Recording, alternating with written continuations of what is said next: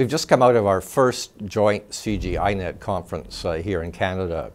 The CIGI-INET partnership, which we entered into a little over a year ago, is a new partnership which brings together, I think, two very exciting organizations. INET, which is rethinking economics, and of course CIGI, which is rethinking governance, and how we can tackle common problems together. And we bring complementary skills, perspectives, people to these issues. This conference happened to focus on sovereign debt restructuring issues, which have come to the forefront again in today's economy because of what's been happening in Europe and in Greece in particular. But this is a reoccurring problem which we seem to go through every decade. And so there was a real sense that we could bring people together to bring some fresh perspectives and hopefully find a better way to address some of these questions, which inevitably will arise again in the future. I think this conference on sovereign debt is very, very important. Recognizing how sovereign debt has been, what you might call, subsidized by all the system architecture, the so-called Bank for International Settlements, BIS Basel standards 1, 2, and 3, have encouraged financial institutions to load up on sovereign debt. They pay a very low capital charge, if any at all. As a result, what is a sovereign crisis with the so-called riskless asset has now been unmasked as a very risky proposition and propagated and become a banking crisis. So you have a banking crisis at the same time as you have a fiscal crisis, particularly in Europe right now. And how we unravel those things, how we address those things, how you divide the burden, who bears the burden of the adjustment, of the restructuring, is very important. Some people advocate inflation to erode the real value of the debt. Others advocate austerity, where clamping down on what was considered to be excess will allow existing stocks of debt to continue to be serviced without default. But others see that as promoting social instability and the need to restructure, to write down the debt, what biblically they called the Jubilee. That is the third dimension. That's the most difficult to accomplish in a political sense, and that's why sovereign debt restructuring mechanisms have never been put in place, and why at a conference like this we have to address that challenge. A little over a decade ago, when the IMF proposed the SDRM, on behalf of Canada, I was a very active proponent, and I remain a strong supporter today. And this is simply because as the world struggles to come to grips with the increasing interdependence of nations, which you all know so well, the hope is that given the benefits of global economic integration, that the globalization will live up to its advanced billing. This, of course, is offset by the fear that globalization's contagion will do us all in. And in my opinion, the key to achieving that hope, to avoiding that fear, is to strengthen and, if necessary, create the multilateral institutions that will make globalization work for everyone. And it's in that context that I believe the SDRM is an idea whose time has come. A decade ago, when we went through this, when the IMF first proposed the SDRM, this was the most frequent argument I heard against the concept. However, in my opinion, moral hazard is actually an argument in favor of a global Chapter 11, because in fact of life, there is nothing to prevent a sovereign that wants to walk out on its debts from walking out on its debts. Cote d'Ivoire did it a couple of weeks ago. Argentina and Russia are only two of the G20 nations to do it recently. As Rogoff and Reinhardt point out in their book, This Time is Different. The history of sovereign borrowing is in fact the history of sovereign debt restructuring. And thus, in my opinion, moral hazard, the SDRM would not increase the threat, would not increase moral hazard, in my opinion. In fact, it would reduce the greater hazard, that of unilateral default. And it would do so by providing an independent mediator or arbiter whose imprimatur would be a conditioned precedent to the orderly restructuring which would be in everybody's benefit. In that context, of course, the question then is, who will be the arbiter? And that's critical. And my suggestion would be the IMF, provided we were able to handle the issue, and provided maybe perhaps ring-fence the issue of its preferred creditor status. As a global economy, I believe that we have been warned by Europe's thrashing about. As a world, we do not seek to build a fiscal union along the lines that Europe seeks today. But the global economy is now so interdependent, and the threat of contagion is now so great that the failure to recognize the needs for the kinds of institutions that will improve the functioning of globalization, the failure to do that is irresponsible.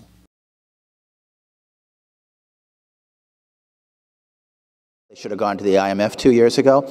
I think the European leaders made some serious mistakes when the crisis formed. They said it was unthinkable to go to the IMF initially. They said restructuring was unthinkable. And I think the mistakes came in part from thinking that the lessons that have been shown over and over and over again, and the way of dealing with sovereign debt crises, from the international debt crisis of the 1980s to Mexican peso crisis of '94 in East Asia, they thought none of this applies to us. We are a privileged club. We don't have any developing countries here, and the problems of developing countries don't have lessons for us. And I think that kind of conviction is probably what steered them wrong. The euro is still it's still struggling through its debt crisis. The Greek crisis may be temporarily on hold, but I think that continued forced austerity in that country and a political backlash may end, as Jeff said, in a real disorderly default in the not too distant future, and a possible exit from the euro. I think Portugal may also follow that route. So, you know, I do think that increased exchange rate flexibility is part of the answer, and it's what allowed many of the East Asian countries to recover after a year or so, and while Greece, you know, and the other European countries famously can't do that. But on the other hand, there are advantages to currency unions and fixed exchange rates. They do have advantages, and I think, I'm not one of those who thinks that the mistake goes all the way back to forming the euro. I think the euro could have been made to work, but it requires some of these other adjustments and reforms. I think there's no question, as you look at the information, deciding what is a country whose sovereign debt situation is vulnerable is not an easy thing to put together. And I think, as we've heard today, simple debt to GDP ratios certainly aren't sufficient. I mean, I think they certainly cause you to worry and look, and also looking at primary deficits and so on. But the thing that I really find interesting coming out of this discussion is the importance of institutions. I think as you look at all of the problems that have arisen, it is a lack of credible institutions, and credible, I guess, our presenters have made that case over and over again, which makes it not all that easy to say, all right, now we're going to put in place credible institutions. Obviously, they aren't credible from day one.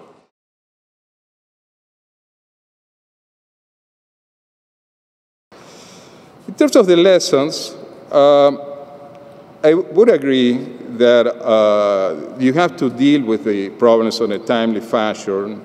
The sooner, the later, the better.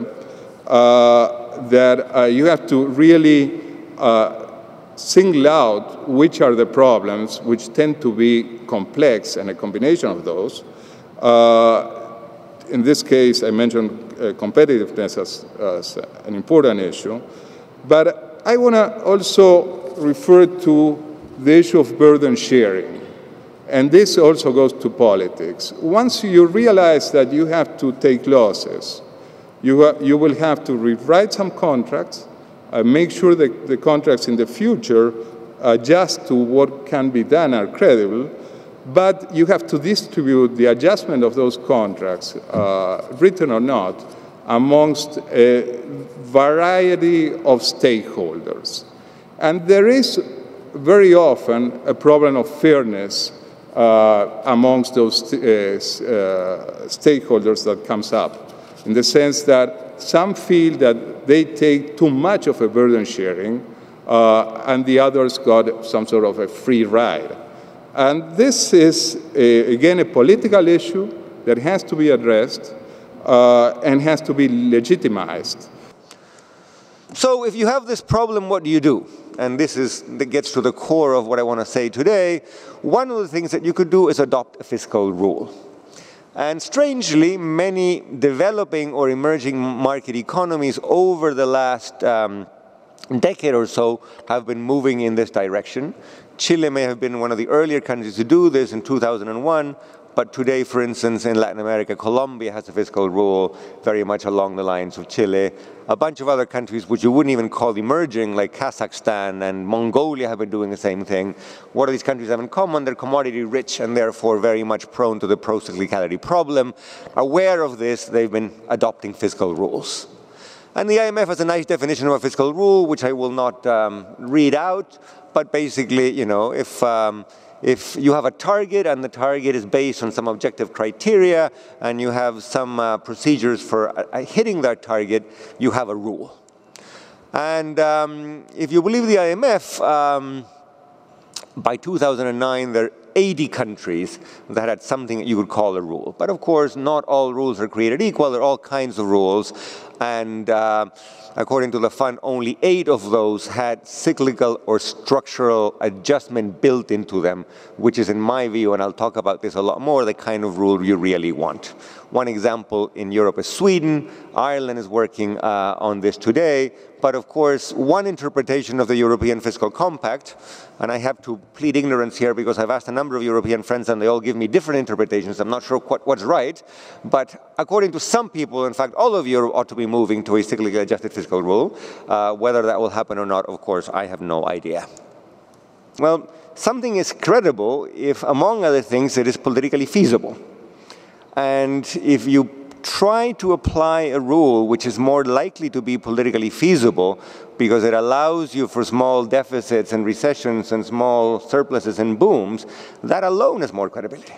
Or to apply that notion to Spain, if Spain were applying a highly counter-cyclical, highly cyclically adjusted rule today, that rule would probably spit out some number which is congruent with some degree of Keynesian stabilization in Spain, which has 21% unemployment.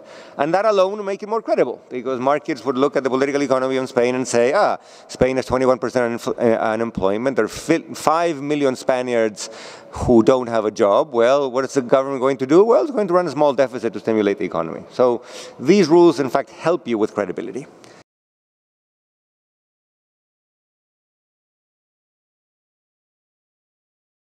I don't think this is too hard a point to make. I mean, the first session this morning talked a lot about just simply pointing out the scale of the problem, that it is now morphed into a problem for the major countries. And you've got countries that we had traditionally not thought of as being in the category of potentially needing support, all of a sudden being on people's lists. And so when you think about just the scale of the issue from that perspective, I think it's pretty easy to make the argument that if the fund is going to be relevant from the perspective of being a lender, which I would argue under almost any scenario you want them to have that option, you need more resources. Now, the G20 is dealing with that issue as we speak. And to my mind, the relevant question is not that, but what else do you need to have along with that to have that make sense? As you think about expanding the resources for the fund, if you don't simultaneously deal with the governance problem, I think you've got a sort of inherent problem. I think the other thing you need, frankly, to make those resources be used effectively is to have policy alternatives. I think, one of the things that is most striking to me in terms of how the crisis in 08 and 09 was dealt with was having degrees of freedom in policy was absolutely essential. If you didn't have those, every way in which you were constrained in that way limited your choices, and a lot of the downsides to it that we are all might recognize come from the fact that there were tools that you didn't have. One of the obvious ones is SDRM. We have a tendency to talk about SDRM and was it good or was it bad. I'd like to emphasize, I think there's at least an SDR1 and an SDRM2. The original SDRM got pushback from a lot of sources about the independence, the appropriateness of the role of the IMF and so forth. And many of those issues were addressed in the revision of the proposal on SDRM. Unfortunately, I think by that time, It was pretty clear the U.S. was not going to support it, and so interest waned in the discussions, and I think there's a lot in the revised SDRM proposal that perhaps some people are not conversant with. So I hope that will come out in further discussions. It's true that if you have to cut spending or increase taxes to try to fill the gap, you're going to hurt growth and probably get into a vicious circle, as we're seeing in some of the countries involved here. I would just put in one other dimension to it, and that is there is a limit to societal tolerance for the kind of adjustment that can be forced upon a public by the sovereign. And that is something that perhaps we're seeing unfold in Greece more dramatically than in any of the other countries at the present time, and that needs to be taken into account. There's ongoing discussion after the IMF resources have been tripled at the London G20 summit in April 2009. There is now this ongoing discussion, and they have additional $600 billion. I think this is the figure that which Madame Lagarde mentioned recently, in particular to help Europe. I think this is the idea. So what is the optimal size of the IMF? Louis Alexander made this point that we have to take into account the size of financial intermediation, which is different from the situation 10, 20, 30 years ago. There are a lot of arguments people have for why we ought to shrink the size of the financial sector. Whether or not you think those arguments are right, I question our ability to do it. Because frankly, the ability to innovate around our whatever controls we put in place. And I'm just not sure it's very useful to think about that as a strategy. That if you have debt that is too high, you create incentive problems. If somebody's debt is so high that every cent they ever make is just going to be turned over to their creditors, then obviously they have no incentive to work. And so we have well-established policies for circumstances under which we write debt down that are not necessarily ones that are done under the objective of what will maximize return to creditors, but rather we make a judgment about how we want to support the supply of credit to individuals by providing enforcement versus dealing with these ex post incentive problems you come when debt is too high. That is a different judgment. Now, the restructuring of the Greek debt, it has been said this morning that a taboo has been broken, a taboo that after the Second World War, no advanced economy went through a debt restructuring procedure. I have to say, I turn it different. I put it differently, and I would say that Greece is not an advanced economy. Greece is neither an advanced economy nor, I have to say, an emerging market economy. It has features, it has characteristics of a developing country. But this does not help. So where do we stand today? The euro area, and at this point I particularly agree with Mario Draghi in a statement he made in Davos 4 weeks ago, arguing that the euro area today is different from the euro area 4 or 5 months ago. And he's absolutely right. We had changes in government, partly based on elections. In the Italian case, we had a change in government with the government technocrats now. By the way, I'm still of the view that the interventions by the ECB in the Italian government bond market has just prolonged the agony of the previous government. And this issue of a new government could have been brought forward by at least 2 or 3 months. So this was a waste of time and a waste of money.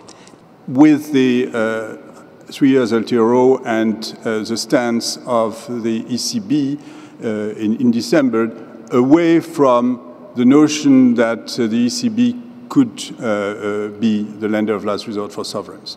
One way of interpreting the decisions at the end of last year is to say the ECB is taking responsibility, taking charge of banks. The states have to take charge of themselves, and that's the purpose of this fiscal compact. So less of this potential for intervention, although it's not excluded by the text. Now, on PSI, we've moved from one clear approach, was saying, let's do a debt sustainability analysis. If the result is positive, there will be some form of suasion for the private sector to maintain exposure.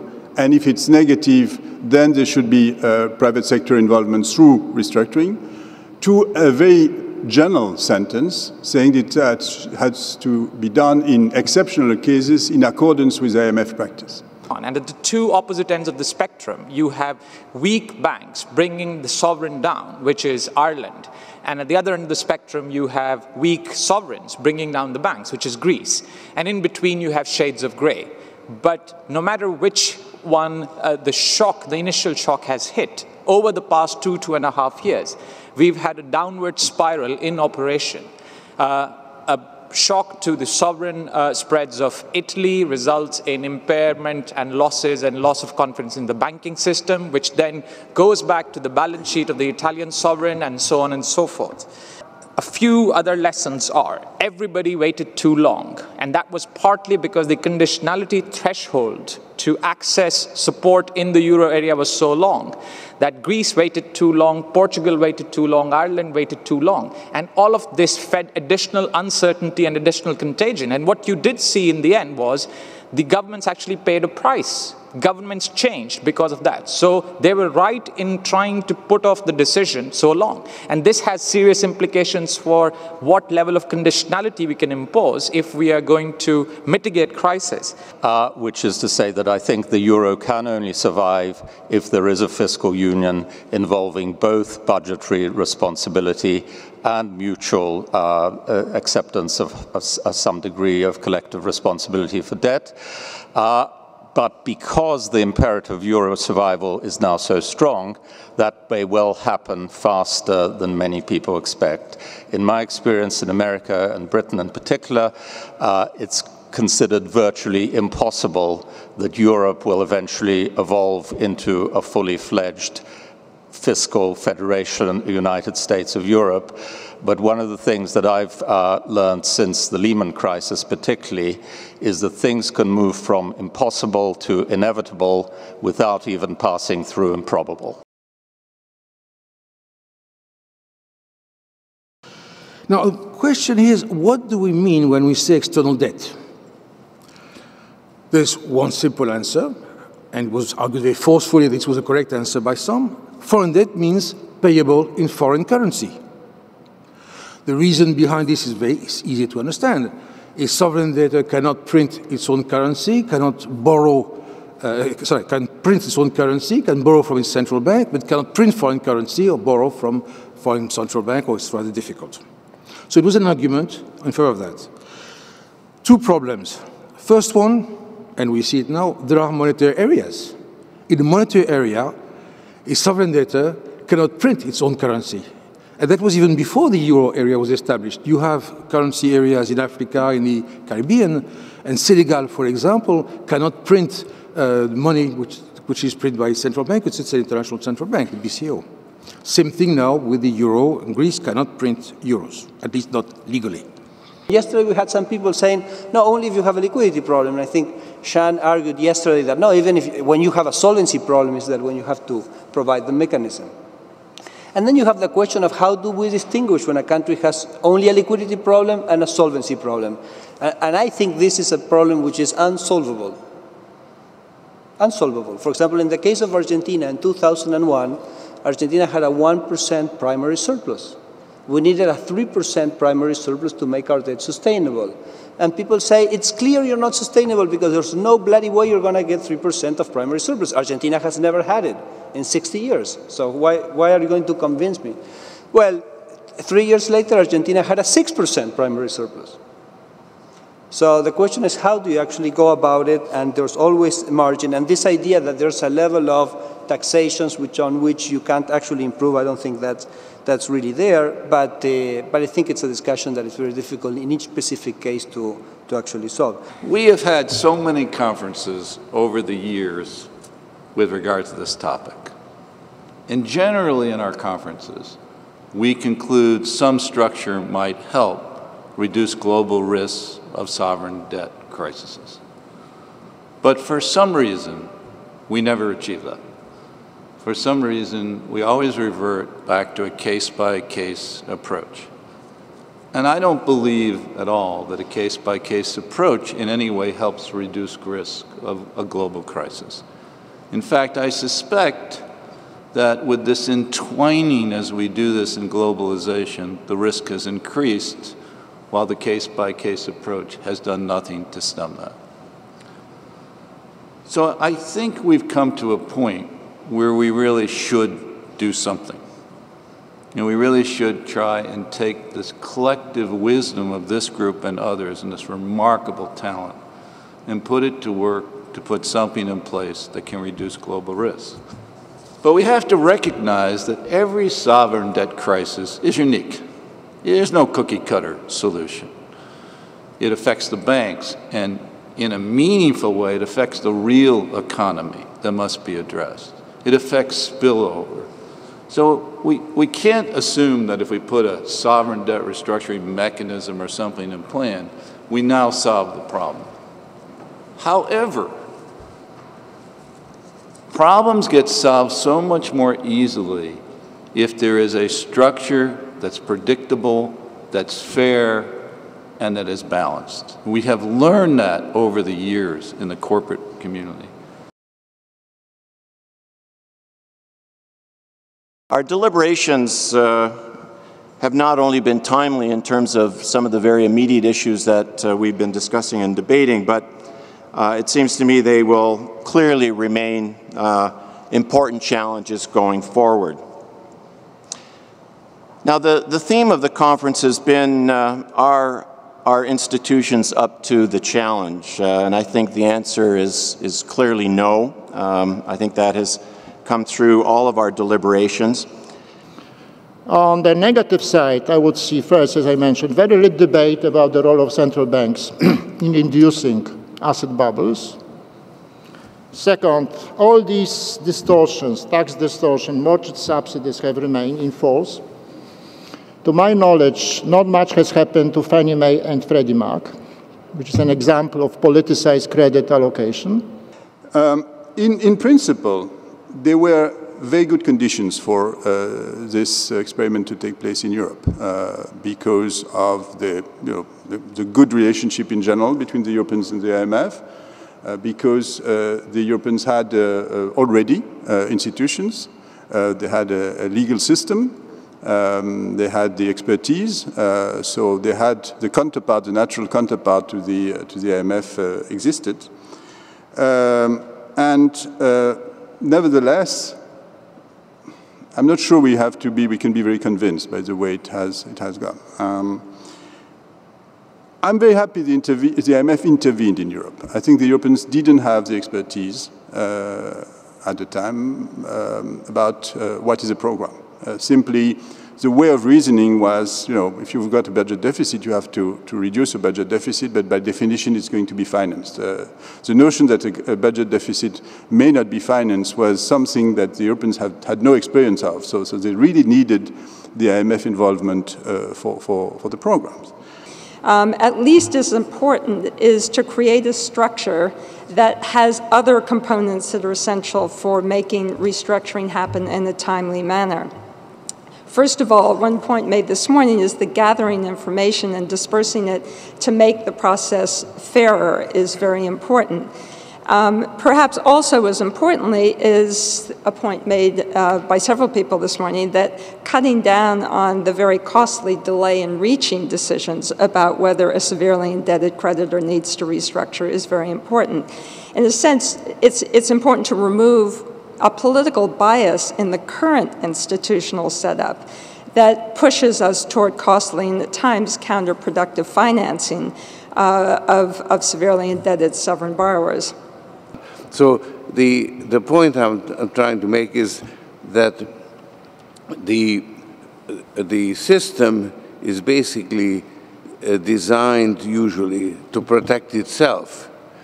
And then if you compare what's happening in Greece to what happened, let's say, to the Latin American countries in the banking crisis of 1982, which was in many ways very similar, the system always protected itself. and wanted to preserve itself. And that's what happened in Latin America, and you had then the lost decade for Latin America, and that's what's happening in Greece. So the question of sovereign debt reorganization and so on needs to be considered in the a larger context of the system that is preserving itself. First of all, this debate has fallen off the table.